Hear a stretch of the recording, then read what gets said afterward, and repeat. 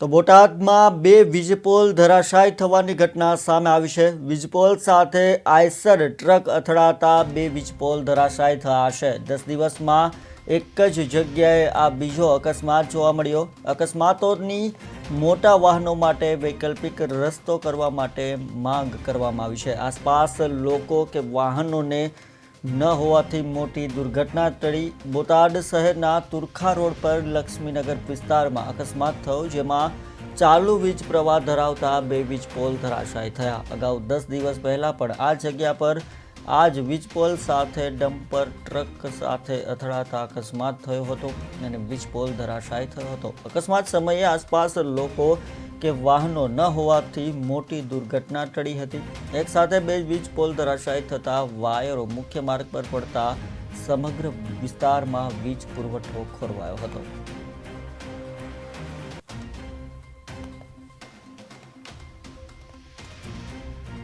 અત્યારે વિહાવાઈનો પુલ બને છે, એના કારણે ત્યાંથી ડાયવર્ઝન આપેલ નથી, એટલે અહીંથી અમારા ઘર પાસે સાંકડો રસ્તો છે લક્ષ્મીનગરમાં, ત્યાંથી લોડિંગ વાહન નીકળે છે। એના કારણે 15 દિવસ પહેલાં બે થાંભલા પડ્યા હતા, તારે કોઈ જાનહાની થઈ નહોતી। એટલે અમે એ વખતે રિક્વેસ્ટ કરી કે અહીંયા અમને બંધ કરો અને લોડિંગ વાહનને બંધ કરાવો।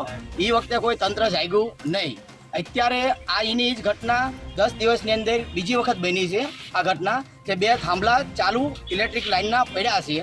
અત્યારે હું અને મારી છોકરી બે ઊભા હતા ત્યાં હાલની અંદર, એટલે ત્યાં એને માથે વાયર અત્યારે વાગ્યો છે નોર્મલ, એટલે એને અહીંયા દુખે છે હાલની અંદર।